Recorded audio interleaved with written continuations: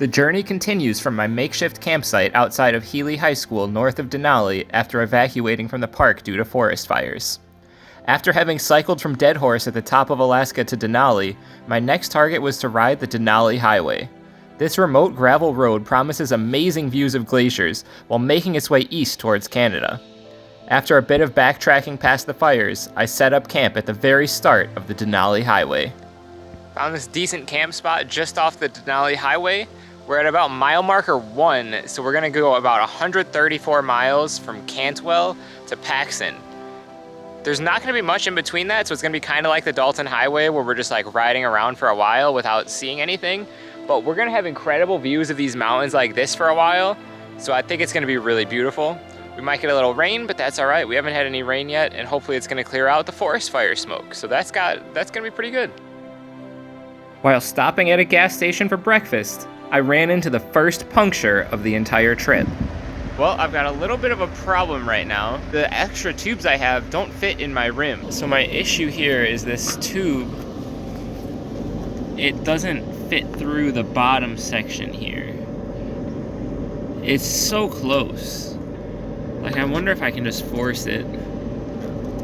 I need to get that all the way through. Fuck. The next bike shop, if I keep going down the Denali Highway, is not gonna be for another 700 miles to Whitehorse, Canada. So I think I'm better off just going south. So instead of going east on the Denali Highway, that plan is scratched. Now we're gonna go south all the way down the Parks Highway to probably Anchorage. Maybe hang out there for a couple days actually while we're in town, and then start heading east to Canada. I took my punctured tube down to a pond to find the leak and repair it. The next bike shop I could pick up some spares at would be in 175 miles in the town of Wasilla. I finally found where my hole was. Took a lot of effort, but we got there. We're gonna hope this patch works and that we can get to at least Wasilla. I think at this point I probably want to just do a rest day in Anchorage anyways. All right, we fixed the tire, hopefully. Back on road. It's been a slow day with this headwind and dealing with this. There's a rest stop in like 12 miles. I might just end up staying there. I don't know yet, but I need to get a little bit more distance in. Let's hit the road. Although not the originally planned for route, cycling along the Parks Highway had some pretty cool sights along the way.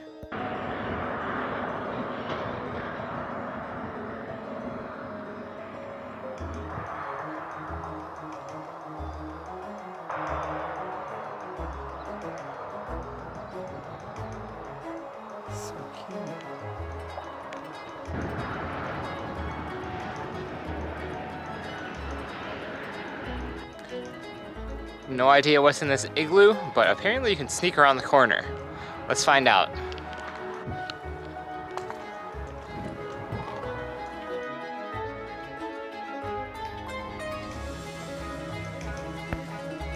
What the hell?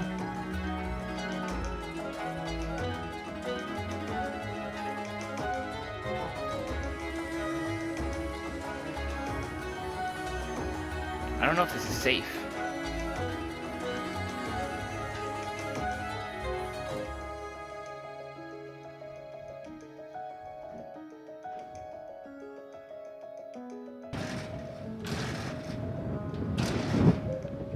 Well, that was kind of a rough day. We had those mechanical issues, but we've taken care of most of them.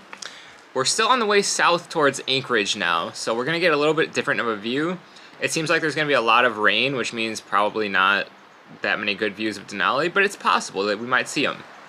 I found this nice little camp spot. I'm sitting at a picnic table right now. I've got my tent behind me, and I'm eating some good old, maybe you can see this? Maybe if I block my face it'll focus? I don't know. It's like sweet and spicy mac and cheese. I used spicy tuna, and then I put in sweet potatoes. We're gonna see how it is.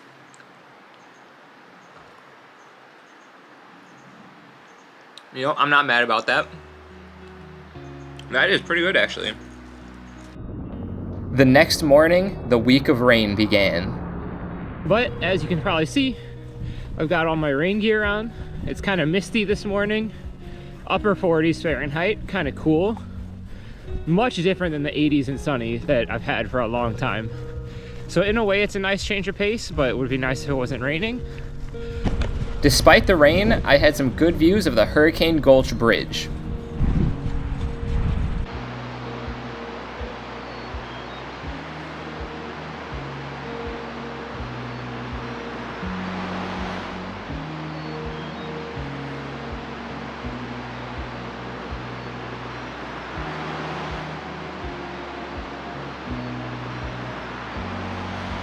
Unfortunately, Denali remained hidden behind the rain clouds during my entire ride through the state park. I am absolutely soaked right now.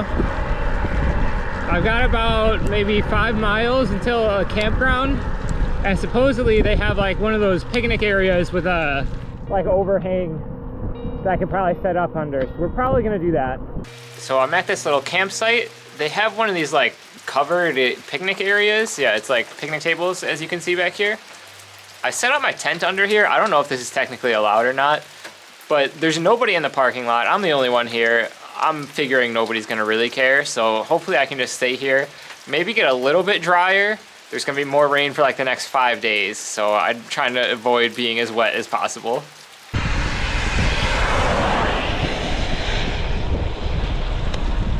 Cycling across Alaska, day 22, second day straight of rain.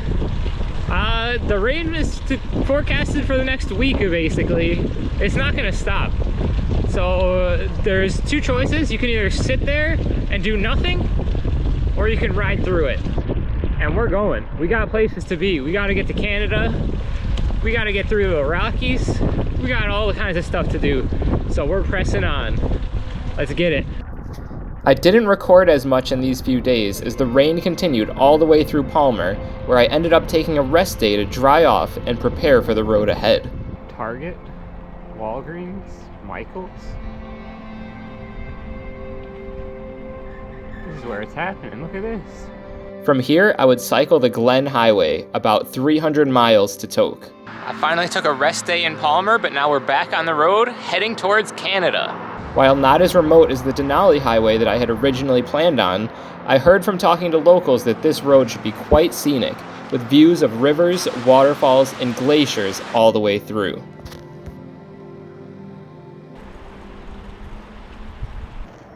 We had a decent little camp spot down here last night, down by this little pond/lake.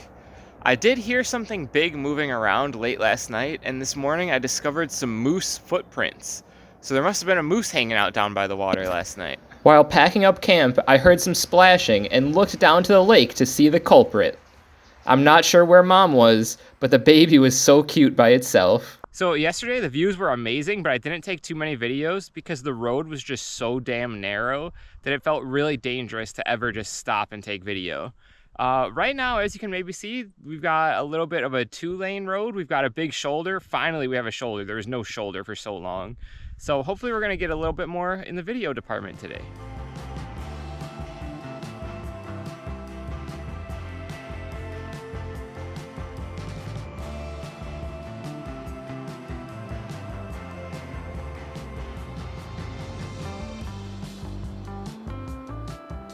I'm looking at 10 miles of straight climbing, which I'm not looking forward to, but to be honest, if I get views like this, I'm not even mad.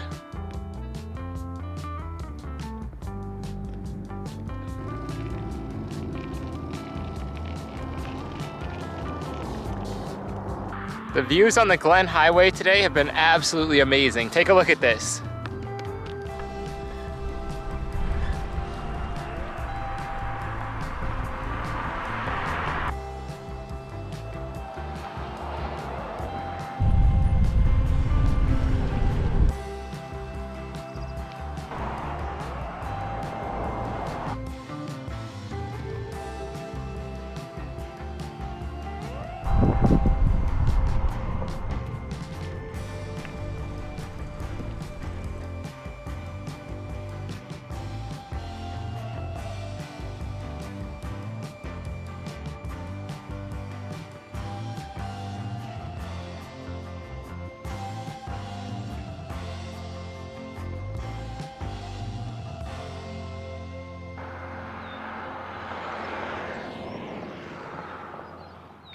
It's another beautiful morning. A little chilly today, but that's not too bad. We're getting on the road now. We've got these beautiful views behind us. From here, it was a mostly downhill 100 kilometers to the next town, Glen Allen, where I could resupply on groceries. I was really loving the weather. It was so nice to be riding through beautiful blue skies and cool temperatures after a long streak of cold rain. There's little babies over there too. Oh, they're so cute. The baby swans are moving out. Oh, so cute.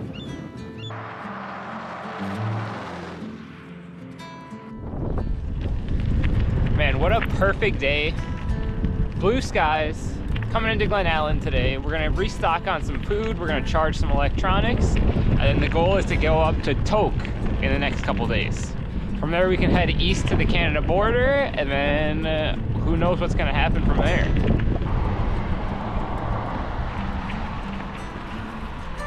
These prices at small town, like Alaska grocery stores are killer. Let me show you what I found that was not too bad. So I need my sugary drink, so we got some fruit punch, that was like $3. Instant mashed potatoes, that was like $2. This was my grand find. Let's prop this bad boy up. Giant thing of Oreos, that was like $20. That's got like 8,000 calories in it, so it's gonna be good for a while. Tuna Creations, those are like $2.50. Off-brand mac and cheese, $2.50, and then some ramen packets. I was sitting around at the visitor center just charging up my power banks, and I'm just sitting outside thinking, damn, it's pretty windy today. And then when I was sitting there, I looked at the direction the road is going and the direction the flags were blowing, and I was like, wait a minute, this is a tailwind. Tailwinds like this don't come very often. I gotta take advantage, so I'm going for it. This road I'm on right now, before this junction, has been one of the quietest roads yet.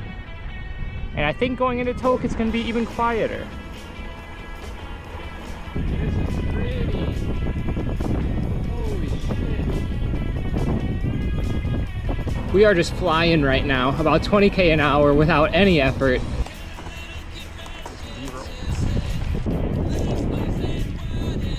Where's proper? It's pretty windy back here, but the view is amazing.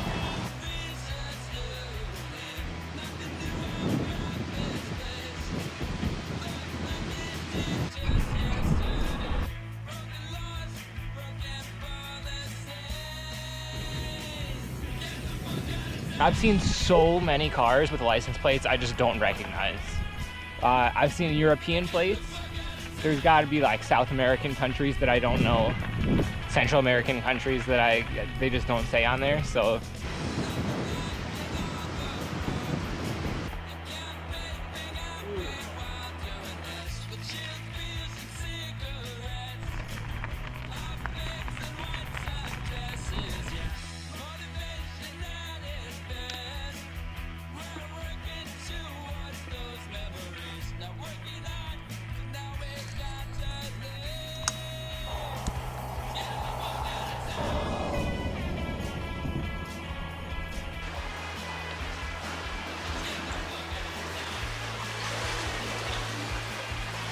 Did I get that sunburned on my nose? What the fuck?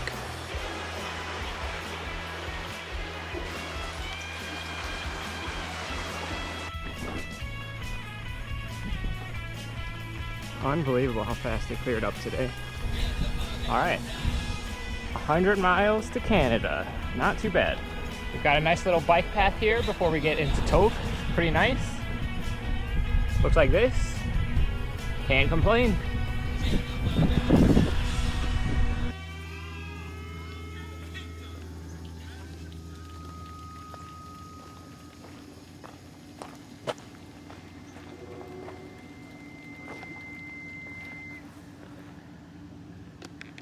Hello from the future. I'm currently in a hotel room editing the video that you are currently watching.